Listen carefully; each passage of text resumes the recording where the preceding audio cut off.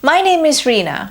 Welcome back to my channel, where I give you practical tips and techniques to move into the new consciousness and to embrace high vibrational living.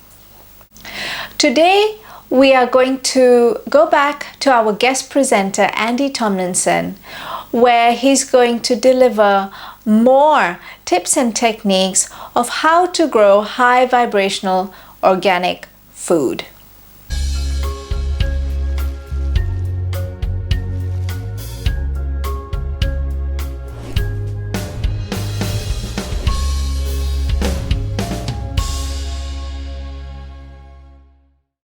So I'm going to be talking to you now about how to have high vibrational organic eggs. And the first part of doing that is to make sure that the area where your hens are kept is in a high vibrational energy. So all the things I discussed in the first part need to apply to the area where you decide to have your chickens.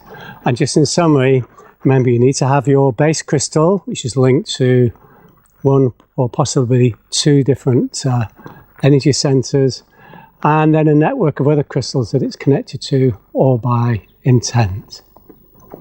So we're going to move now on to the selection of the chickens. If you've already got chickens, then obviously this doesn't apply, but if you're thinking of doing it, there's quite a lot of different varieties of chickens that you can select from, and different suppliers tend to focus on different types of breeds.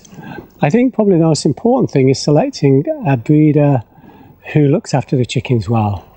And you can check that out by the amount of space they got when they're running around, whether they're treating them for worms and mites, and they're in a loving environment.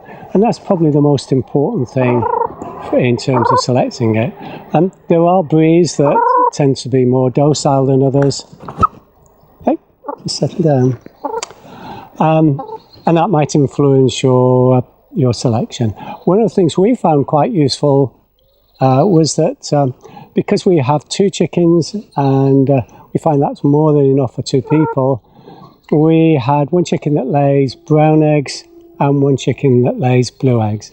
And that's really useful because we can check instantly if one of them has stopped laying. And that's normally an indication that there could be some sort of attention that the chicken needs. Either it gets stressed out or perhaps there's disease or illness that it's got. I'd like to move on to protection now. And this is really important with chickens because there's a lot of predators that can quickly devour chickens, particularly foxes and a similar type of animals. So one of the things that's needed wherever you keep your chickens is somewhere in the evening that can be locked up and is quite safe. I try to be as organic as possible, so I've chosen a wooden one. And with this particular one, there's a little area here where the chickens can sleep at night.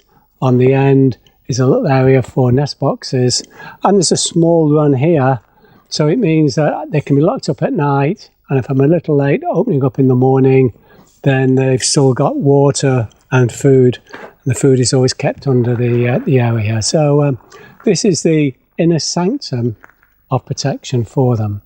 But chickens can't be kept inside a small run like this because we really want to have high vibrational eggs. And to get high vibrational eggs, we really need to have chickens that are happy. And for chickens to be happy, what they need to do is be able to have an area where they can roam around and scratch, and every day can be an adventure for them. So that requires another area of fencing. And in this particular case, what I've got here is I've got quite a large area of about 50 yards by about 10 yards. And there's a chain link fence all the way around. Now, foxes can climb above 6 foot, and they're the main predator, particularly in the UK where I live. So they can actually climb over a 6-foot fence. So height isn't just as important. You have to have an overhang so that the overhang stops them from climbing over. And Also, they can burrow underneath, so you may have to have some sort of area where your fencing actually goes under the soil, so they can't bury under. But climbing over is probably the major way in which foxes can get through as a predator. So for me, I happen to inherit a 3 to 4 foot chain link fence, and rather than go through a great expense and put in a 6 foot fence, I've put an electric cable all the way around. This is a high voltage cable designed particularly to discourage foxes. It won't kill them. It's just as they're climbing over, the nose will touch the high voltage and they won't come back again. They'll be discouraged. So that's the system I have, is an outer secure area where the chickens can roam around to their heart's content all day and be really happy and be in the right energetic state for producing those high vibrational eggs, and then an inner area where they've got their extra protection at night. Okay, we're going to move on to some of the illnesses and diseases chickens have. Some of the more common ones, not all of them, and there are very simple organic ways of handling it. The first is cleanliness and making sure that the environment that the chickens have, particularly the sleeping area, is cleaned on a regular basis. And one of the things that I would recommend is that the whole of in this case it's the wooden area, is clean, and their sleeping area is cleaned once a month. And there's various products around that can be used for that. I use just a standard poultry disinfectant. I don't think there's any real organic ways of doing it, but it is really useful because that'll kill any red mites, which is one of the big problems with chickens. And it also clears for any other illnesses or diseases that can come from their droppings and the matter that they leave behind. So that's one thing that you can bear in mind. The other is, in this particular case, because sometimes they can be left in there until they've been opened up in the summer months, maybe it's a few hours, then they tend to leave their droppings on the floor. And I found one of the best ways of dealing with that is to put some wood chippings on there, and that tends to keep the ground relatively dry, so very easy to pick up the droppings afterwards, because they stick to the wood chippings, and that can go straight onto the compost heap. Yes, the other area that needs some attention and consideration is what sort of materials to put where the nesting areas. Some people use straw and hay and various other things.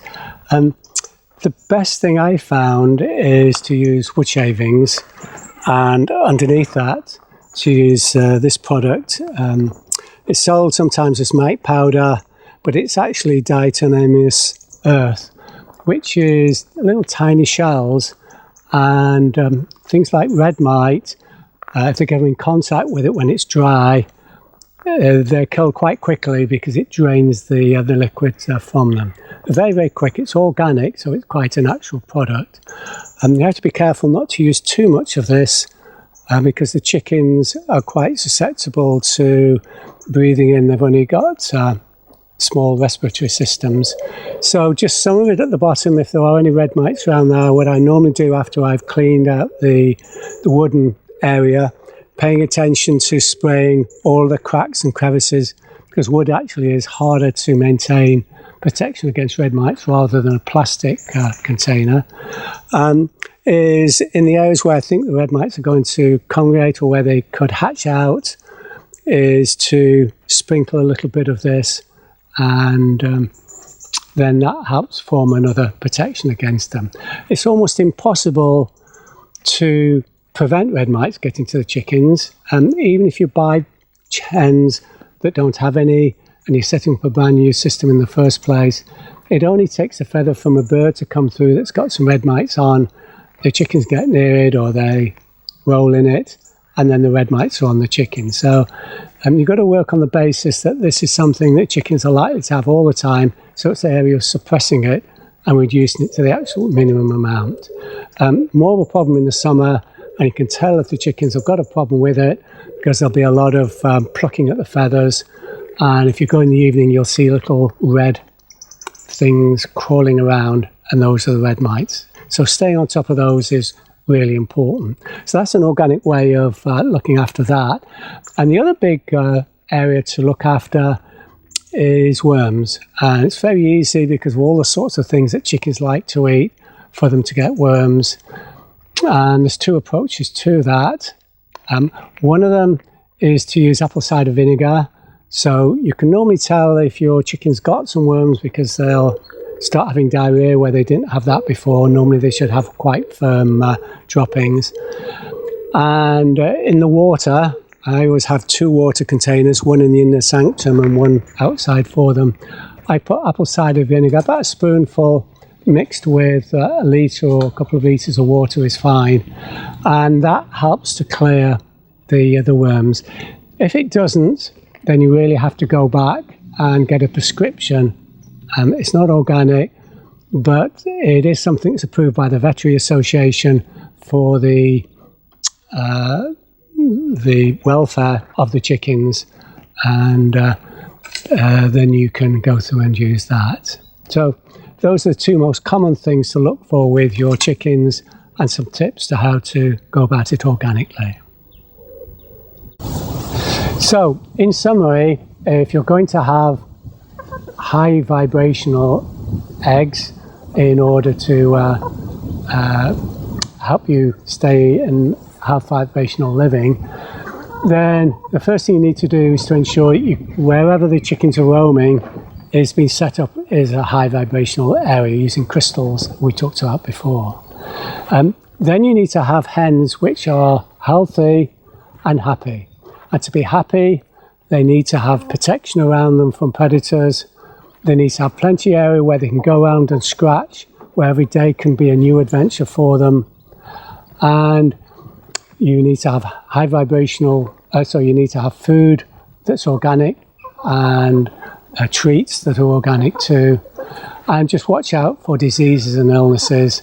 And as soon as you spot it, particularly mites and worms, deal with it immediately.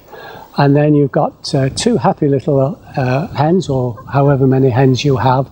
It is useful to have more than 1 hen because they can get stressed out, a hen just by itself.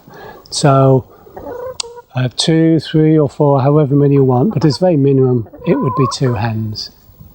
And they come and join in all the activities and become part of the family, and you can enjoy their company as well as their eggs. Thank you, Andy, for such a fascinating video. If you would like to get more tips and techniques to embrace high vibrational living as we move and live in the new consciousness, feel free to subscribe to my channel down below. And I'll see you next time.